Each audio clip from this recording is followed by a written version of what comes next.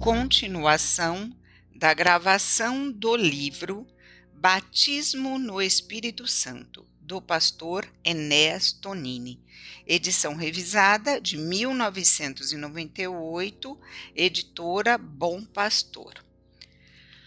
Conclusão do capítulo 1.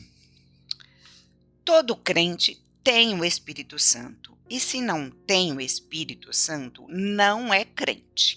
Não precisa pedir o Espírito Santo, pois o Espírito Santo já está nele. E se não tiver o Espírito Santo, não adianta pedi-lo. Deve antes pedir a salvação da sua alma. De acordo com Paulo, em 1 Coríntios, existem dois tipos de crente. Note-se bem que são crentes. O carnal, que está no capítulo 3, versículo 1, e o espiritual, capítulo 2, versículo 15. Ambos são crentes. Ambos, portanto, têm o Espírito Santo. Não temos oportunidade, nessa conjuntura, de caracterizar cada um desses crentes. Mas nesse meu livro, tem um livro do pastor Enéas, estou abrindo um parênteses aqui, que ele fala mais, é um livro que chama Egito, Deserto e Canaã. Continuando. O crente carnal possui o Espírito Santo, mas o espiritual é possuído pelo Espírito Santo. O crente carnal não dá liberdade ao Espírito Santo que está no seu coração para agir e orientar a sua vida. O espiritual dá liberdade. O crente carnal vive na matéria, o espiritual no Espírito Santo. O crente carnal anda nas cobiças da carne, satisfazendo suas paixões. O espiritual anda no Espírito Santo e a ele se submete. O carnal semeia na carne e da carne ceifará a corrupção. O espiritual semeia no Espírito, e do Espírito ceifará vida eterna. O batismo no Espírito Santo, ou plenitude do Espírito Santo, se verificará sempre que o crente esvaziar-se do seu eu, com todos os seus inumeráveis satélites, e der lugar a Cristo no seu coração. Então, o Espírito Santo o possuirá e ele, logicamente, será cheio do Espírito Santo, conforme lemos em Atos dos Apóstolos. As condições, porém, para sermos possuídos pelo Espírito Santo, que vem a ser a mesma coisa que cheios do Espírito Santo, discorreremos sobre elas nos capítulos seguintes. Capítulo 2. Necessidade de sermos cheios do Espírito Santo. Apontamos no capítulo anterior o que foi o Pentecostes em suas implicações históricas. Neste capítulo 2, pretendemos mostrar o lado prático da grande bênção, de vez que ela não se limitou àquele dia e nem foi monopólio dos discípulos que se reuniram em Jerusalém naquele tempo. Não. Pentecoste na significação específica. O Espírito Santo que veio tomar o lugar de Cristo nesse mundo para orientar a presente dispensação é uma realidade hoje, como naquele dia. Atos 2,39 afirma isto com toda segurança. Porque a promessa vos diz respeito a vós, a vossos filhos e a todos os que estão longe, a tantos quantos Deus, nosso Senhor, chamar. E que mais Deus quer de nós, senão que preenchamos as exigências suas para nos equiparmos convenientemente para os grandes empreendimentos do reino do Senhor na terra? Constitui o que segue indicação das Escrituras para nos apropriarmos da grande bênção, plenitude do Espírito Santo, para realizarmos a obra do Senhor com poder e graça. Condições para sermos possuídos pelo Espírito Santo. Assim como existem condições para a pessoa ser salva por Jesus, existe também condições para o crente ser possuído ou cheio do Espírito Santo. Nós que estamos interessados na realização de grandes trabalhos no reino de Deus, devemos procurar com todo o nosso coração o caminho certo, que nos levará à vitória na vida espiritual, a condição de crer. E a condição de crer e a condição maior é querer. Você, meu irmão, é crente. Aceitou a Cristo como seu pessoal Salvador. Você tem, portanto, o Espírito Santo. Ele é divino, hóspede no seu coração. Pare um pouco nesta leitura. Pergunte se você, pergunte de você para você mesmo, diante de Deus. O Espírito Santo que habita no meu coração tem liberdade em minha vida? Domina-me plenamente? Ou eu tenho entristecido com algum pecado? Ele me possui na realidade? O irmão realmente quer ser possuído pelo Espírito de Deus? Se o irmão não quiser, o Senhor nada poderá fazer em favor de sua vida cristã. Deus não assalta o nosso coração.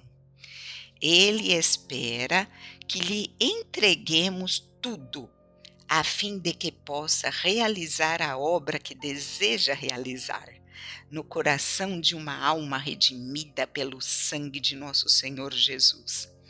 Em Apocalipse 3:20 lemos: Eis que estou à porta e bato. Se alguém ouvir a minha voz e abrir a porta, entrarei em sua casa e com ele cearei, e ele comigo. Note bem, Jesus bate à porta de cada coração. Ele bate, não arromba. Sua mão ferida pelo rude cravo da cruz bate suavemente na porta do coração, resgatado pelo sangue do Senhor. Se alguém ouvir a sua voz e abrir a porta, ele entrará. Se abrir a porta, entrará. E se não abrir, ficará do lado de fora e continuará a bater e bater, porque ele deseja entrar. Se você ouvir a voz de Jesus e abrir a porta, o Senhor entrará e entrando ceará com você e você com ele. Isso vale dizer que haverá fartura em sua vida. Ceia significa abundância espiritual, mas se não ouvir a sua voz e nem abrir a porta do coração, Jesus ficará de fora e sua vida será um fracasso, uma bancarrota espiritual. Você quer que Jesus entre em sua vida? Quer Quer ser possuído pelo Espírito Santo que já habita no seu coração? Faça uma pausa nessa leitura, dobre seus joelhos, ore aí ao Senhor, passe em revista a sua vida, clame ao Senhor, entregue a Jesus o seu coração e agora mesmo o Espírito Santo tomará posse plena da sua vida e ela virá a ser uma bênção maravilhosa nas mãos do Senhor. O fogo do Espírito Santo incendiará o seu coração e sua vida será uma bênção na mão do Senhor. Você transbordará em poder e o calor do seu coração aquecerá a todos os que o cercam. Seu testemunho de Cristo será efetivo e sua colheita abundante para o reino do Senhor. Você realmente quer ser batizado no Espírito Santo? Ou teme os homens? Teme perder cargos em sua denominação? Jesus bate na porta do seu coração. Você quer que ele entre ou não? Capítulo 3.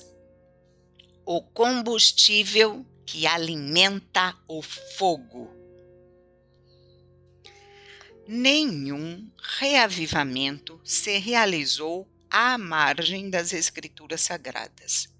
O despertamento que abalou o reino de Judá ao tempo de Josias começou com a descoberta do livro da lei pelo sumo sacerdote Ilquias.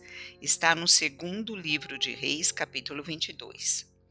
O de Éfeso, pelo ministério de Paulo, em Atos 19, obedeceu ao mesmo critério. O dos dias de Savonarola, em Florença, Itália, foi igualmente alimentado pela palavra de Deus. E não foi assim também com o de Wesley, Moody e todos os movimentos que resultaram na salvação de milhares e milhares de almas? Um despertamento espiritual verdadeiro começa com a palavra de Deus. Apoia-se nela se inspira, nela se alimenta. O Espírito Santo inflama os corações dos seus servos, abrindo-lhes as portas para levarem aos perdidos a palavra de Deus. Em todo o conselho para a nossa vida e em suas preciosas promessas para o nosso coração. Um movimento dessa natureza jamais será um movimento que timbre pelo exagero, pelo fanatismo, pela leviandade. Voltemo-nos, portanto, para a Bíblia. Alimentemos o nosso coração com suas gloriosas palavras. Inspiremo-nos em suas promessas. Ela é a espada do Espírito. Com ela combateremos o mal. Apagaremos os dardos inflamados do maligno. Ela consola o nosso coração ferido pelas lutas desta vida. Ela é o alimento de que carece o pecador sem Cristo. A Bíblia deve ser o apoio do nosso movimento de despertamento e renovação espiritual.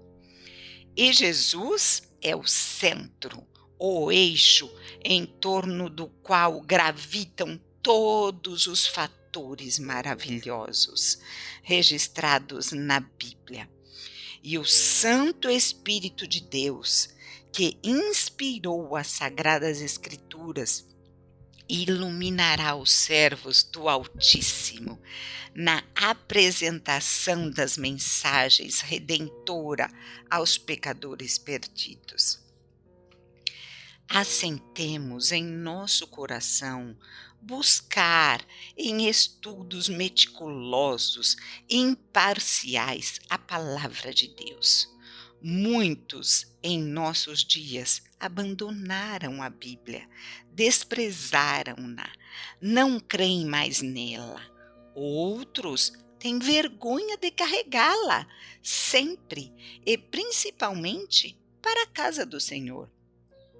Outros ainda escondem a Bíblia em pastas, capas bonitas e outros disfarces, para não mostrá-la. Os primitivos crentes no Brasil eram chamados Bíblias, por estarem sempre empunhando a Bíblia. Precisamos redescobrir a Bíblia.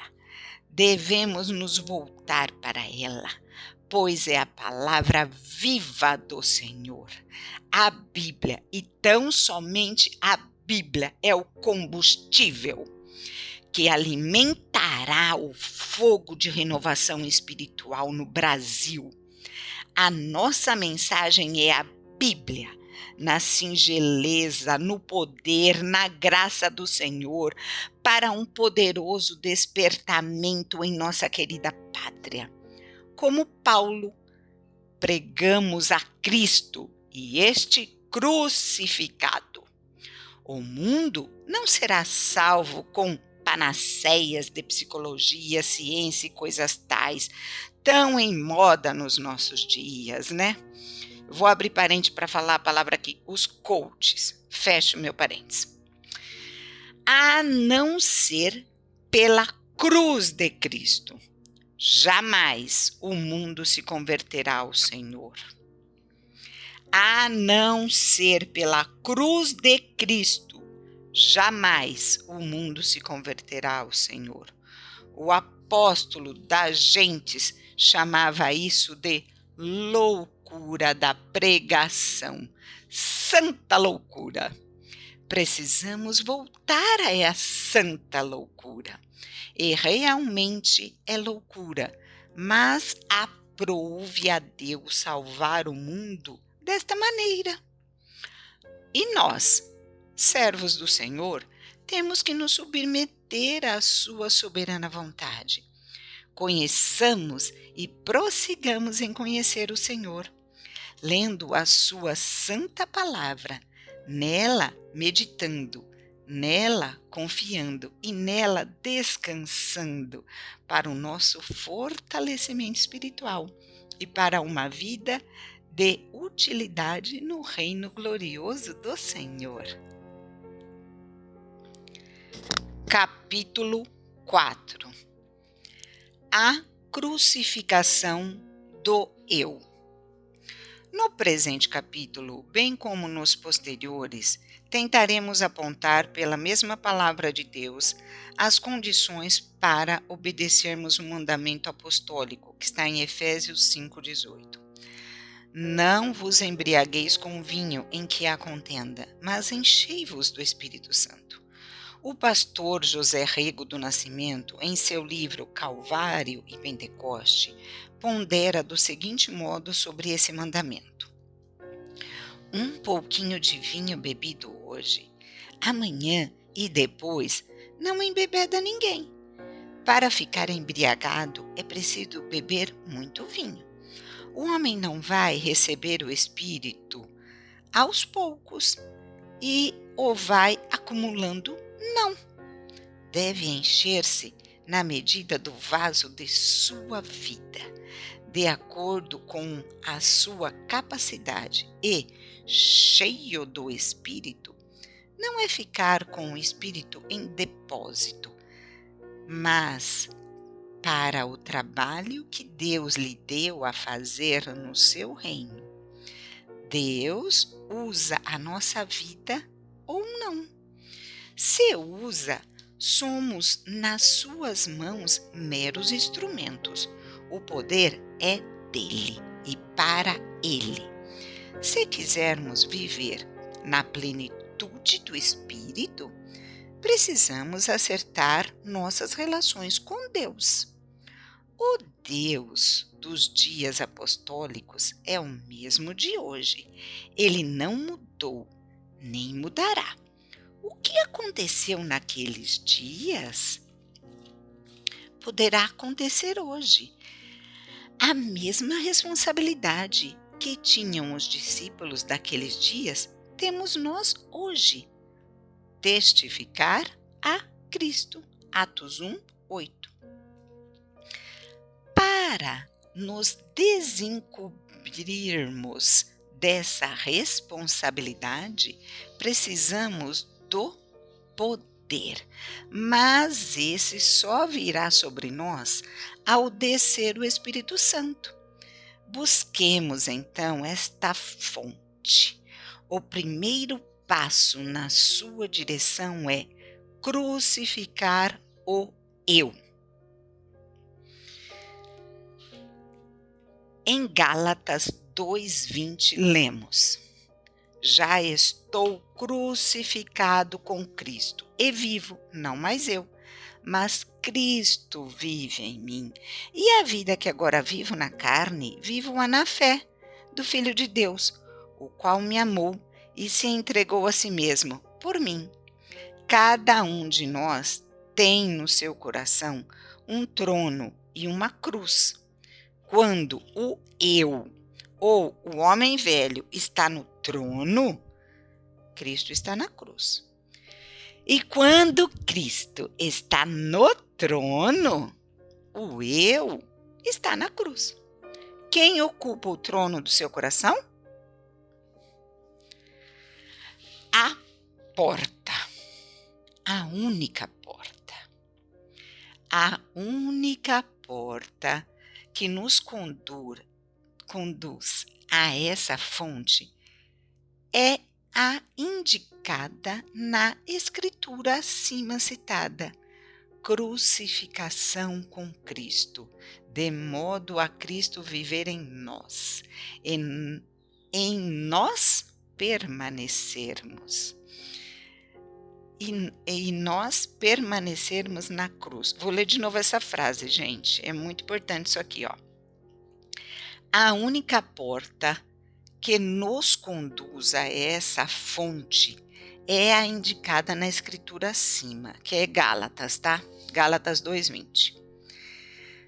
Crucificação com Cristo, de modo a Cristo viver em nós e nós permanecermos na cruz. Essa porta é muito baixa. Só podemos entrar por ela rastejando, como fez o rei Davi em Salmo 51:17. Precisamos inclinar a cabeça e nos despojarmos de tudo. Ninguém entrará por ela com bagagens de preconceitos, de medo, de indecisão e muito menos com o pecado, seja qual for, grande ou pequeno. Mas crucificar o quê? A vontade é carnal e pecadora. Resiste como aço, não se dobra, não se amoda à vontade de Deus. Precisamos então quebrá-la até o ponto de que Jesus chegou no Getsemane. Mateus 26:39. Deve ser lido esse versículo. Pega a Bíblia lá e lê, Mateus 26:39. Esse processo é doloroso, é humilhante, mas é o único caminho. Nele trilhou um Moisés. Êxodos 3 e 4. Um Davi. Salmos 32 e 51. Um Isaías, capítulo 6, e tantos outros. E o próprio Paulo, Gálatas 2:20. Jesus não pode viver em nós plenamente como é o seu ardente desejo. e nem revelar-se através de nós, enquanto o orgulho e o endurecido eu não for esmagado e posto na cruz. Sondemos o nosso coração e vejamos quanto deste eu existe nele. É o eu que se justifica, que segue o seu próprio caminho, que faz a sua própria vontade, que luta pelos seus direitos, que busca a sua própria glória. Enquanto não curvarmos a nossa cabeça perante a vontade do Senhor, pouco ou nada Jesus poderá fazer através de nós. Enquanto eu não reconhecer o erro do seu caminho, Jesus não nos poderá usar nos mistérios do seu reino. Enquanto não entregar o caminho do eu ao Senhor, Deus não poderá manifestar-se ao mundo por meu intermédio.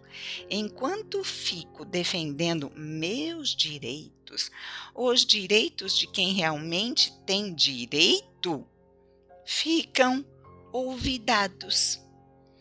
Enquanto não renunciar à minha glória, a sua glória verdadeira fica apagada.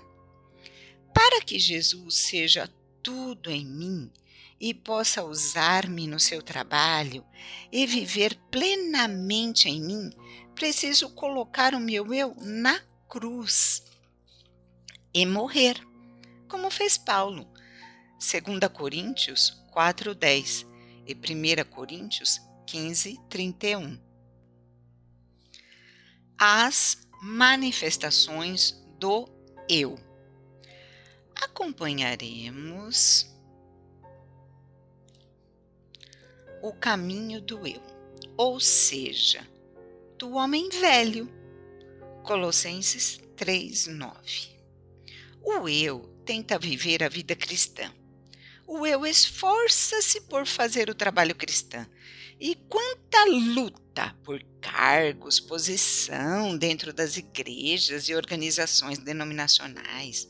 O eu se irrita com a esposa, com filhos, com colegas, com o seu semelhante. O eu é invejoso.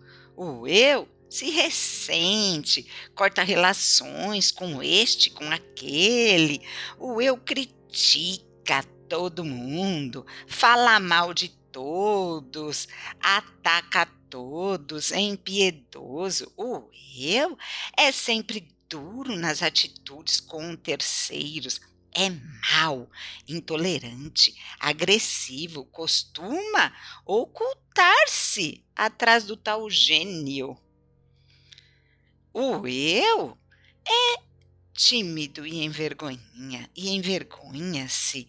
Em última análise, a timidez é uma forma de egoísmo, é egoísta. Eu não sabe amar a não ser a si próprio. O eu é egoísta. O eu é cheio de vaidade e orgulho. O eu não for posto na cruz, pouco ou nada Cristo poderá fazer através de nós. Sejamos nós, pastor, missionário, ou um membro da igreja, ou pessoas importantes na denominação. Não tem você, meu prezado irmão, vivido essa batalha em sua vida? Está satisfeito com este resultado? Como crucificar o terrível eu? A primeira condição é queremos crucificá-lo? Se não quisermos, que Deus poderá fazer? Apocalipse 3:20. teremos de permitir que o Espírito Santo do Senhor, que já habita em nós, mostre o retrato da nossa realidade interior.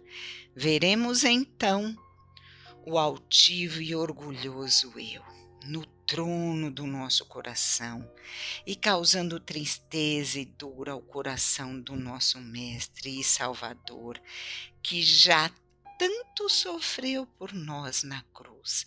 Depois dessa indicação do Espírito Santo, poderemos endurecer a cerviz e dizer não? Continuaremos na mesma vida de pecado e egoísmo. Poderemos curvar a cabeça e dizer sim, Senhor Jesus, toma posse da minha vida, esmaga o meu obstinado eu e senta-se no trono do meu coração. Qual a resposta que está sendo dada à voz do Espírito Santo?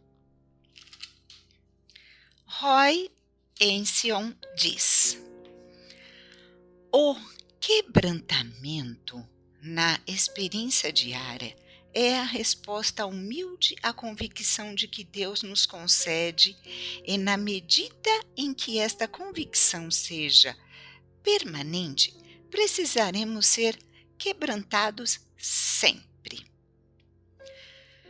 Fecha aspas. Essa foi a frase do Roy. Custa, na realidade, elevado preço. Significa não termos mais direitos. Brigamos tanto em nossa vida, em nossa casa, no nosso trabalho, nas igrejas, pelos direitos. Jesus nunca defendeu seus direitos. Quando foi preso no Getsemane, quando foi esbofeteado, cuspido, transpassado na cruz, nunca disse: não me firais, pois eu sou filho de Deus. Não, antes, como está mudo o cordeiro diante do que o tosquia, assim não abriu sua boca. Foi esmagado por amor de nós. E nós, por que esmagamos os nossos irmãos? Por que maltratamos? Alegamos direitos? Significa arrasarmos o nosso orgulho, o nosso egoísmo. Significa fazermos restituição daquilo de que nos apossamos indevidamente. Significa pedirmos perdão a todos aqueles a quem ofendemos. Significa confessarmos nossas falhas. Só é possível crucificar o nosso eu aos pés da cruz do nosso amado Mestre. Ele esvaziou-se na sua divindade. Está escrito lá em Filipenses 2, de 7 a 10.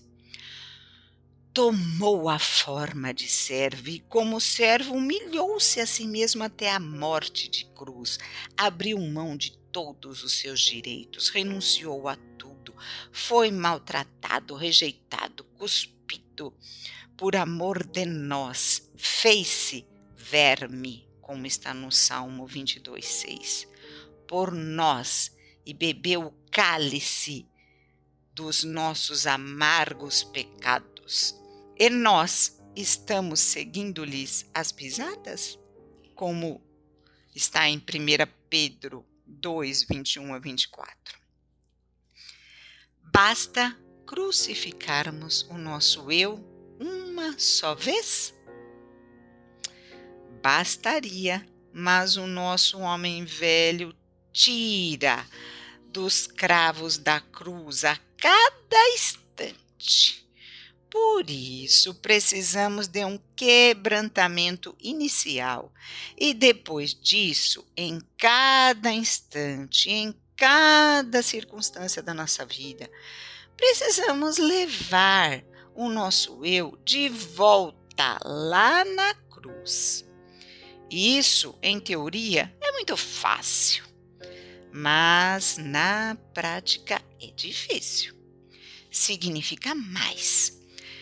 Não termos mais planos, o tempo não será mais nosso, o dinheiro será do Senhor Jesus. Não teremos mais prazeres? Teremos de ceder perante aquele que nos cercam. A nossa rendição a Deus se medirá pela nossa rendição aos homens. Vou ler de novo porque está em negrito caixa alta. A nossa rendição a Deus se medirá pela nossa rendição aos homens. Cada humilhação, cada provocação que encontrarmos no caminho da nossa vida são maneiras de que Deus se serve para esmagar o nosso eu endurecido. A vida que serve e que pode ser vitoriosa é a de Jesus. Para que Ele viva plenamente em nós, precisamos conduzir diariamente, a cada momento, o nosso eu à cruz.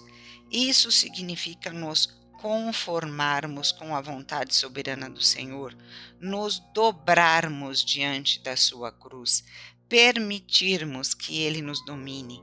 Mas, para isso, precisamos permitir que Deus nos conduza à morte a todo momento, como fez Paulo em 2 Coríntios 4:10, trazendo sempre por toda a parte a mortificação do Senhor Jesus no nosso corpo, para que a vida de Jesus se manifeste também em nossos corpos.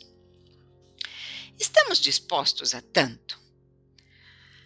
Dobremos nossa cabeça agora, onde estamos e como estamos diante da cruz do Senhor e digamos: sim, Senhor, estou pronto a matar o meu eu, a crucificá-lo de modo a viver plenamente em mim, de modo a viveres plenamente em mim. Viver em mim, Jesus. Registrarei aqui o meu testemunho pessoal do quebrantamento. Converti-me a Cristo em 1933. A 17 de setembro fui batizado. Logo no ano seguinte, comecei a pregar o Evangelho. Fui ordenado ao Ministério da Palavra em 1941. Ocupei cargos de responsabilidade da denominação. Servi aos batistas em vários setores. Nunca soube, entretanto, o que vinha a ser quebrantamento. Em julho de 1958, o Colégio Batista Brasileiro de São Paulo, do qual era diretor, em agosto de 1959, hospedou o Congresso da Mocidade Batista do Sul do Brasil. Pela manhã, 2 servos de Deus dirigiram trabalhos espirituais. Doutora Rosalie Apple e o pastor José Rego do Nascimento. Depois de ouvi-los por alguns dias, no penúltimo dia de trabalho, era uma segunda-feira. Bem me lembro, enquanto o pastor Rego falava, meu coração foi quebrantado, esmagado, esmiuçado. Comecei a chorar sem querer. Fui à cidade trabalhar de um negócio e no veículo em que me conduzia, chorava sem poder conter as lágrimas. Desse dia em diante, mantive relações com Deus em outras bases. Foi-se o meu orgulho, a minha vaidade, desvaneceu-se a minha glória, caiu minha grandeza, tudo mudou em minha vida. Coisinhas que antes achava tão não serem pecado, né, insignificantes, agora constituíram-me um peso insuportável. Vivo para fazer a vontade de Deus, pois não tenho mais caprichos. Aprendi a perdoar e a amar e a compreender. Agora segue a minha experiência de batismo no Espírito Santo. Bendito seja Deus que me deu essa bênção preciosa e maravilhosa. Oh, se todos os meus amados colegas de ministério e meus queridos irmãos experimentassem essa bênção, então não haveria mais competições, nem rixas, nem partidos em nossas igrejas, nos trabalhos do Mestre. E com ela, Deus abriria caminho para bênçãos maiores de poder e graça para a glória de Jesus, nosso Senhor. Ouça os próximos capítulos na próxima semana. Obrigada, meninas e meninos. Deus abençoe a vida de todos vocês. Eu sou Maria Turra e faço com muito carinho essa leitura. Se inscreva no meu canal se você ainda não é inscrito.